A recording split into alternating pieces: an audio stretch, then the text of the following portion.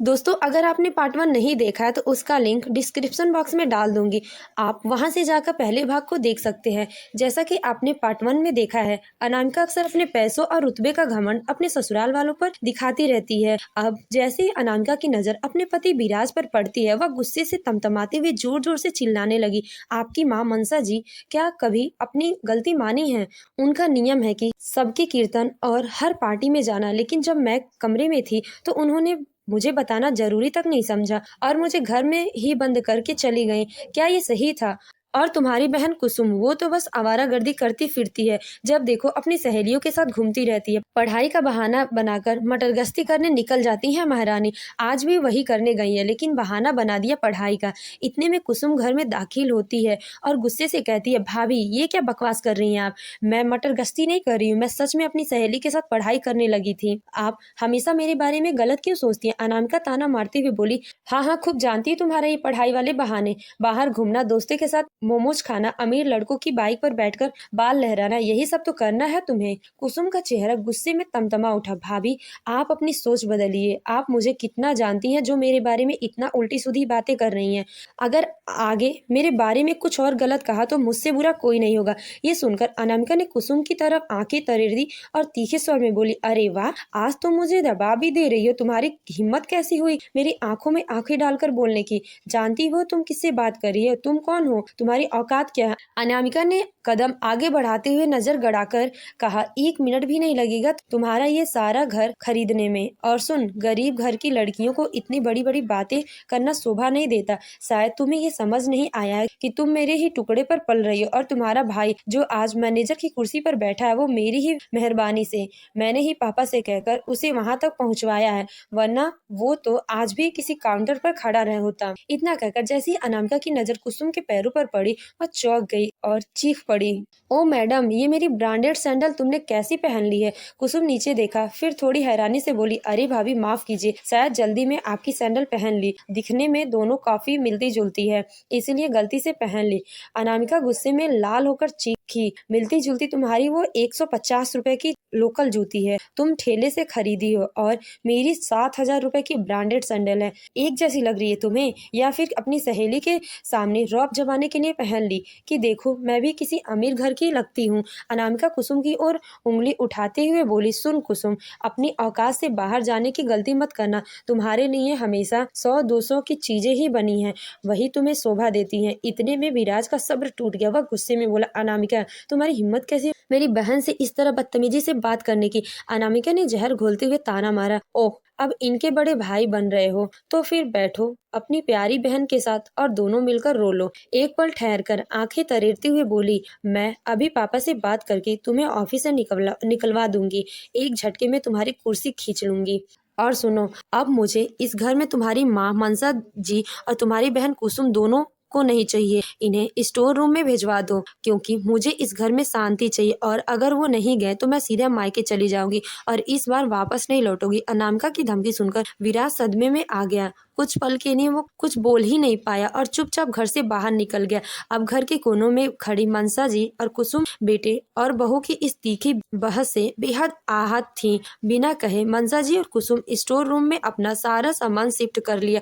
अगले दिन सुबह अनामिका चाय की चुस्की लेते हुए मनसा जी के पास जाकर बोली, मम्मी जी, मेरी बहन की शादी है, मुझे मायके जाना है, वहाँ मुझे ही तैयारियां करनी है। ये सुनकर मनसा जी थोड़ी हैरानी होकर बोली, लेकिन बहू, शादी में तो अभी 2.5 महीने का समय है और तुम अभी से जा रही हो? अनामिका ने आंखें घुमाकर ताना मारते हुए कहा, मम्मी जी, हम लोग लोकल गलियों से शॉपिंग नहीं करते, हमारी शॉपिंग दिल्ली, मुंबई, लखनऊ जैसे शहरों से होती है।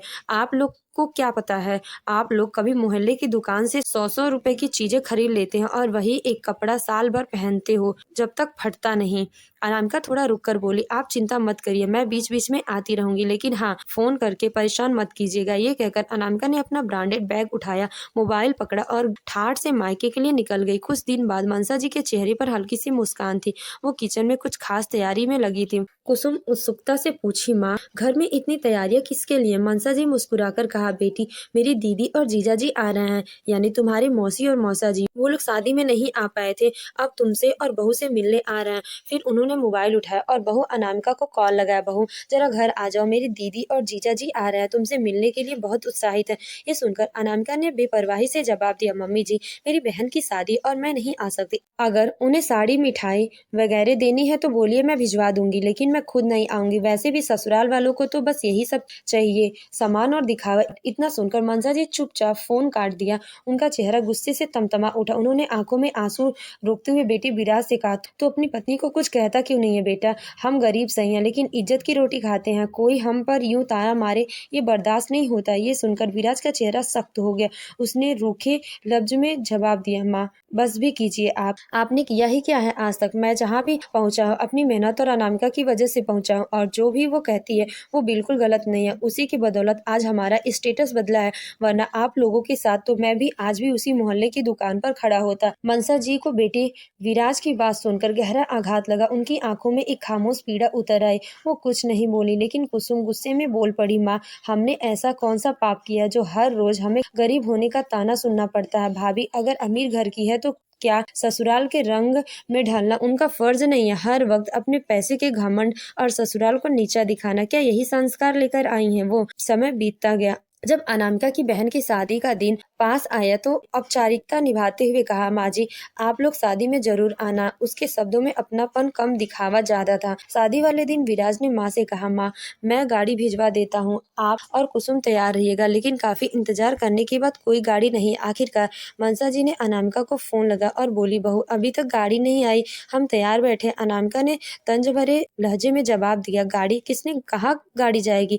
ऑटो लेकर आ जाइए, और अगर पैसे नहीं है तो मेरे वॉचमैन से ले लीजिएगा, उसे बोल दूंगी। ये सुनते ही मनसा जी का दिल टूट गया और उनकी आंखें भर आईं। उन्होंने पास बैठी अपनी बेटी कुसुम की ओर देखा और धीमे स्वर में बोली, बेटा अगर तू ही कोई अच्छी नौकरी पा जाती तो आज मेरा सिर ऊंचा हो जाता, मैं भी समाज में गर्व से जी पाती। कुसुम ने माँ का हाथ थामा। मन ही मन ठान लिया कि अब वह पूरी मेहनत से सरकारी नौकरी की तैयारी करेगी, ताकि अपनी माँ को वो सम्मान दिला सके जिससे वो हकदार है। दोनों माँ बेटी शादी में पहुंचे, लेकिन वहाँ किसी ने उनसे ढंग से बात नहीं किया। यहाँ तक उनका बेटा विराज भी उनसे दूर दूर ही रहा। यह सब देखकर मनसा जी का दिल बहुत दुखी हुआ।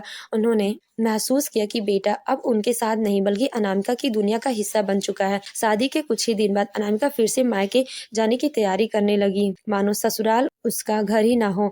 उसके व्यवहार में कोई बदलाव नहीं आया था। अनामिका एक बार फिर से मायके चली गई, पर इस बार ये यात्रा उसकी जिंदगी में एक भूचाल लेकर आने वाली थी। उसी समय उसकी छोटी बहन और जीजा भी घर आए थे। शाम को पूरा परिवार एक साथ डिनर टेबल पर बैठा था तो अनामिका के पापा अपनी छोटी बेटी को 2 टिकट थमाए और मुस्कुराकर बोले, बेटा ये सिंगापुर की 2 टिकट है, तुम दोनों जाओ घूम के और थोड़ा ब्रेक भी मिल जाएगा और साथ में यादें भी बनेगी। ये सुनते ही अनामिका का चेहरा उतर गया।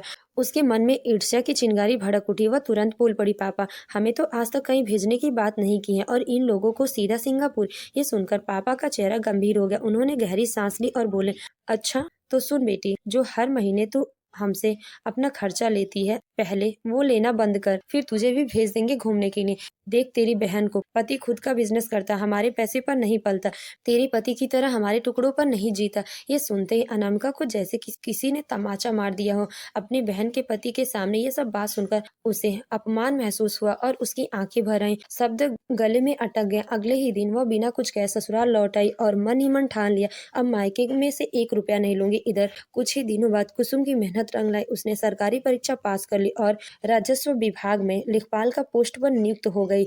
मनसा जी और कुसुम की खुशियों का कोई ठिकाना नहीं रहा। मोहल्ले में मिठाइयां बांटी और सबने बधाई दी। यह खबर जब अनामिका को मिली तो उसने एक नई चाल चली। वह मुस्कुराकर बोली, अब तो हमारे भी अच्छे दिन आ गए। कुसुम दीदी की तनख्वाह और ऊपर की कमाई से हम सबकी जिंदगी सेट हो जाएगी। पहली बार अनामिका ने सास से प्यार से बात की थी। उसके शब्दों में मिठास थी। माँ जी आज मैं खुद दीदी की पसंद का खाना बनाऊंगी, बेसन का हलवा, मटर की चाट, पनीर की सब्जी और मेथी की पूरी। मनसा जी को बहू के मुंह में इतने मीठे शब्द सुनकर आंखें भर आई। उन्होंने सिर फेरकर आंसू पोंछ लिया। जब कुसुम पहली बार अपनी नई नौकरी के बाद घर आई तो उसका स्वागत धूमधाम से हुआ। अनामिका ने मुस्कुराकर कहा, दीदी आपने तो कमाल कर दिया, अब तो आप लाखों कमाएंगी, आपकी वजह से हमारी भी किस्मत बदल रही। कुसुम ने हल्की सी मुस्कान दी पर कुछ नहीं बोली। रात को जब सब खाना खाने बैठे तो अनामिका ने खुद बेसन का हलवा परोसा और मुस्कुराकर बोली, दीदी आपको ये हलवा बहुत पसंद है ना, आज पूरा खत्म करना पड़ेगा।